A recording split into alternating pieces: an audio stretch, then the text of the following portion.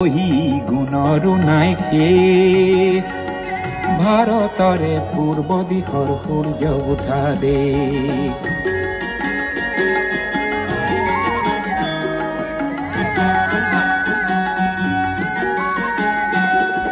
গোটেই জীৱন বিচাৰিলেও অনেক দিবস ৰাতি